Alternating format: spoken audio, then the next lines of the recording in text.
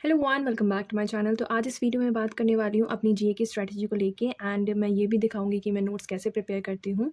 तो उससे पहले अगर मैं बात करूँ कि एसबीआई क्लर्क मेंस की अगर एक्सपेक्टेड डेट की बात करी जाए तो वो 10th ऑफ अप्रैल है, मतलब कि बहुत ज़्यादा टाइम नहीं बचा है एग्ज़ाम में। एंड अगर 10th ऑफ अप्रैल में है एग्ज़ाम, यानी कि अप्रैल में होगा, तो मार्च तक का करंट अफेयर करना तो मैंडेटरी है ही हमारे लिए।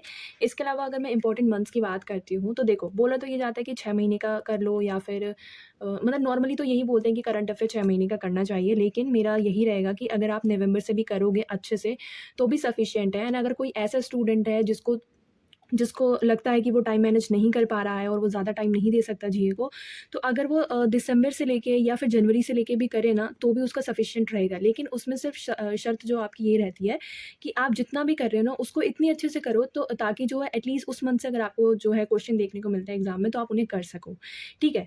बट एक नॉर्मली अगर हम मंथ लेके चलें तो नवंबर से मार्च परफेक्ट है, आप इसको कर सकते हैं। इसके अलावा अगर मैं प्रायोरिटी की बात करूँ, तो फरवरी एंड मार्च को आप अपने प्रायोरिटी मत देना, बिकॉज़ मैंने जितने भी मेंस के एग्ज़ाम दिए हैं ना, मैंने ये देखा है कि बैंकिंग में आरआरबी को छोड़ के ज़्यादातर जो है ना प्रीवियस मंथ से, मतलब मान लो कि अगर आपका एग्ज़ाम मार्च में है तो फरवरी से, अगर फरवरी में है तो जनवरी से, मतलब पिछले महीने के ज़्यादा जो है करंट अफेयर के क्वेश्चन आते हैं। सिमिलरली ऐसा हुआ था आईबीपीएस पीओ मेंस में, जिसमें नवंबर में एग्ज़ाम था एंड अक्टूबर से बहुत सारे जो है क्वेश्चंस आए हुए थे।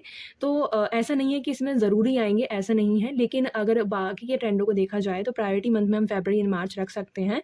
यानी कि करने सारे हैं, लेकिन सबसे ज़्यादा फ़ोकस जो है हमें इस पे फ़रवरी एंड मार्च में रखना है, ठीक है?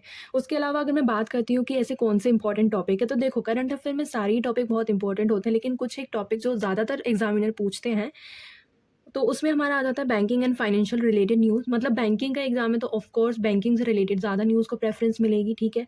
उसके अलावा RBI, SBI related all news, मतलब मान लो जो एसबीआई का क्वार्टरली प्रॉफ़िट क्या रहा है, या एसबीआई ने कौन-सी नई स्कीम डाली है, या फिर कौन से इंटरेस्ट रेट पे स्कीम डाली है, या फिर आरबीआई का कौन-सा, मतलब आरबीआई ने अपना कौन-सा इंडेक्स जारी किया है, या किस पे, मतलब होता है ना वो वाली न्यूज़ होती है जिसमें आरबीआई रिस्ट्रिक्शन लगाता है कुछ एक बैंक पे, पेनल्टी लगाता है।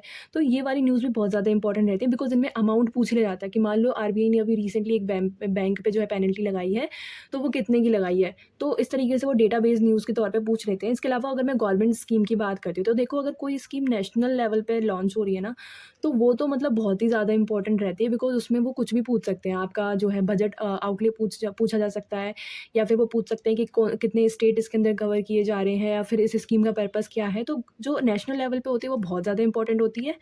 एंड जो स्टेट लेवल पे न्यूज़ होती हैं, मतलब स्टेट लेवल की जो स्कीम होती हैं, उसमें अगर आप नाम और पर्पस भी याद करोगे तो भी चल जाता है, ठीक है? लेकिन जो नेशनल लेवल पे होती है वो बहुत ज़्यादा इंपॉर्टेंट रहती है, बिकॉज़ उसमें ये भी पूछ लेते हैं कि ये स्कीम लॉन्च कब की गई, किस डेट पे की गई और किसके द्वारा की गई, तो ये बहुत सारे क्वेश्चंस आ जाते हैं, ठीक है? उसके अलावा बजट तो आप जानते हैं, बजट तो करना बहुत ही ज़्यादा इंपॉर्टेंट है। एंड इसमें बजट में ना, पता है क्या करना, जब भी आप बजट करो ना, तो इसके क्विज़ेस भी लगा लेना। मतलब क्विज़ेस के या तो आपको यूट्यूब पे वीडियो मिल जाएँगी, या फिर आपको कहीं और से क्विज़ेस मिल जाएँगी, तो क्विज़ेस भी लगा लेना। तो इससे क्या होता है ना, जो डेटाबेस रहता है ना बजट में, हमें भी पता है कि बजट में ज़्यादातर डेटा ही रहता है हमारा, तो आपका वो क्विज़ेस से ना आपको याद हो जाता है, ठीक है? आपकी बैंकिंग अवेयरनेस और स्टैटिक जो रहता है बैंकिंग का, तो देखो बैंकिंग का स्टैटिक जो आता है ना, वो आपके करंट अफेयर से डेरिव होता है। मान लो कि अभी रिसेंटली कोई एक मतलब मान लो कि कोई एक बैंक है जिनका मर्जर हुआ है, तो उन्हीं 2 बैंकों के स्टैटिक को वो पूछ लेता है एग्ज़ामिनर।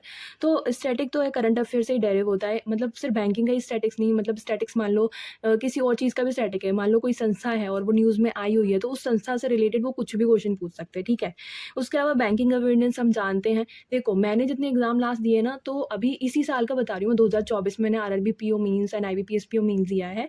तो उसमें ना मैंने ओम्बड्समैन के बहुत सारे क्वेश्चंस देखे, मतलब बैंकिंग अवेयरनेस से आते हैं यार क्वेश्चन, अगर आप अच्छे से करोगे ना, तो आपको 5-6 क्वेश्चन तो यहीं से मिल जाएँगे बैंकिंग अवेयरनेस से, एंड हो सकता है ज़्यादा भी मिल जाए। एंड अभी रिसेंटली मैंने मॉक में भी एक क्वेश्चन देखा था जिसमें ना सरफाइसी एक्ट के बारे में उन्होंने क्वेश्चन पूछ रखा था, और 1, 2, 3, 4 करके पॉइंट दे रखे थे काफ़ी लंबे-लंबे, एंड पूछा मतलब पूरा डिटेल, अगर आपको सरफाइसी एक्ट की पूरी डिटेल पता है ना, तभी आप उसको कर सकते हो, ठीक है? तो हमें पता है ये सब बैंकिंग अवेयरनेस का पार्ट होता है। इसके अलावा अभी डोमेस्टिकली सिस्टमैटिकली इम्पोर्टेंट बैंक होते हैं, एसबीआई का उसमें क्या रैंक है, और फिर एचडीएफसी का क्या रैंक है। तो ये कुछ ट्रेंडिंग क्वेश्चन है जो आ सकते हैं एग्जाम में, ठीक है? इसके अलावा मैं बात करती हूँ अब सोर्सेज़ की। तो देखो, अगर सोर्सेज़ में अगर आपको फ्री सोर्स की बात करनी है, तो आप अफेयर्स क्लाउड की पीडीएफ कर सकते हैं वीकली, या मंथली, ये आपकी चॉइस है। बट मैं सजेस्ट करूँगी, जैसे मैं करती हूँ, मैं वीकली पीडीएफ पढ़ती हूँ, ठीक है? मंथली भी पढ़ लो, बट क्या होता है ना, वीकली से हमारी ज़्यादा न्यूज़ कवर हो जाती हैं। तो आप सोचो कि आपने आज नवंबर का फर्स्ट वीक उठाया है, तो आप उसको पूरा पढ़ लो आज ही। ऐसा नहीं है कि आप आधा आज पढ़ रहे हो, आधा कल पढ़ रहे हो, बिकॉज़ बहुत ज़्यादा टाइम नहीं बचा है। तो अगर आप आज से भी स्टार्ट करते हो तो आपका आराम से हो जाएगा। तो आप ऐसे पढ़ सकते हो, वीकली वाइज़ करना, ठीक है? इसके अलावा बहुत सारी प्लेटफ़ॉर्म पे आपको फ्री की क्विज़ेज़ भी मिल जाती हैं। तो आप पीडीएफ पढ़ो एंड देन उसके बाद क्विज़ेज़ भी लगाओ, तो इससे आपको ना चीज़ें रिटेन हो जाती हैं आपके दिमाग में, ताकि अगर आपको एग्ज़ाम में उसका आंसर प्रॉपर नहीं भी आता है ना, लेकिन आपको ने ऑप्शन देखे हैं, तो आपको ऑप्शन से वो टिक हो जाता है, ठीक है? इसके अलावा मैं बात करती हूँ स्मार्टकीड़ा की मॉक ड्रिल की। तो देखो, मेरे को लगता है कि ये बेस्ट ऑप्शन इसलिए है बिकॉज़ इसमें क्या होता है ना, इसमें आपको पीडीएफ एंड आपको जो है ना, क्या कहते हैं, क्विज़ेज़ साथ में मिलती है, ठीक है? मैं आपको दिखा भी देती हूँ। तो इसमें आप देख सकते हैं, मान लो ये मैंने नवंबर मंथ खोल रखा है बिकॉज़ अभी मैं नवंबर ही कर रही थी। तो अभी मैंने इसमें वीकली अगर मैं खोलूँ ना इसमें नवंबर का इसमें, हाँ, मैंने वीकली कर रखा है। इसमें मैंने 2 वीक कर रखे हैं। इसके अंदर 2 वीक मेरे अभी बाकी हैं पढ़ने।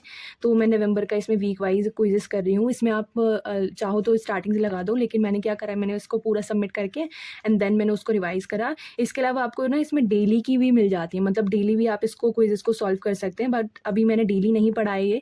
डेली मैं जो है मार्च की और फ़रवरी की करूँगी, लेकिन अभी मैं नवंबर की कर रही हूँ, तो मैंने वीकली ही क्विज़ेज़ लगाई हैं। इसके अलावा आपको जो है वीकली बैंकिंग अवेयरनेस की अलग से भी न्यूज़ेस मिल जाती हैं, तो आप अलग से न्यूज़ कर सकते हो। यहाँ पे आपको पीडीएफ भी मिल जाती है, मैं आपको डाउनलोड करके दिखा देती हूँ कि मान लो ये मैंने फर्स्ट वीक की डाउनलोड करी है, ठीक है? इसके अंदर क्या होता है ना, आप देख सकते हो, इसमें आपको ना ये जो होता है ना आपका, ये ऐसे आपको मिल जाती है कि मान लो ये अलग-अलग करके दे देता है टॉपिक में, नेशनल न्यूज़ और फिर बैंकिंग न्यूज़। इसके अलावा ना अभी बहुत ही जल्द, मतलब आज शाम तक हो सकता है होली का ऑफ़र आ जाए स्मार्टकीड़ा पे। तो अगर आप परचेज़ करना चाहते हैं, इफ़ यू आर इंटरेस्टेड, तो आप परचेज़ कर सकते हैं। किसी भी सोर्स से अगर क्विज़ेस लगा रहे हो तो मेक श्योर कि आप मतलब क्विज़ेस को जो लगाओ अच्छे से रिवाइज़ कर लो, ताकि अगर आपको एग्ज़ाम में वैसा क्वेश्चन मिलता है तो आप टिक कर सको। तो इसके अलावा अगर मैं अब अपने नोट्स की बात कर, तो मैं जब भी जो कोई भी पीडीएफ पढ़ती हूँ ना, तो मेरे को जो भी इंपॉर्टेंट न्यूज़ लगती है तो मैं उसके नोट डाउन बना लेती हूँ। इसके अलावा जो भी डेटाबेस न्यूज़ होती है उसके भी नोट डाउन कर लेती हूँ, ताकि मैं उसे जब रिवाइज़ करूँ, बार-बार रिवाइज़ करूँ, बार-बार नोटबुक में देखूँ तो मुझे रिवाइज़ हो जाए। इसके अलावा जब भी आप बनाओ ना, तो थोड़ा खुला-खुला लिखना, ऐसा ना हो कि बाद में आपको ही समझ ना आए। तो यही कुछ इंपॉर्टेंट चीज़ थी। आप बस जितना भी करो अच्छे से करना। So that's all for this video. Thanks for watching.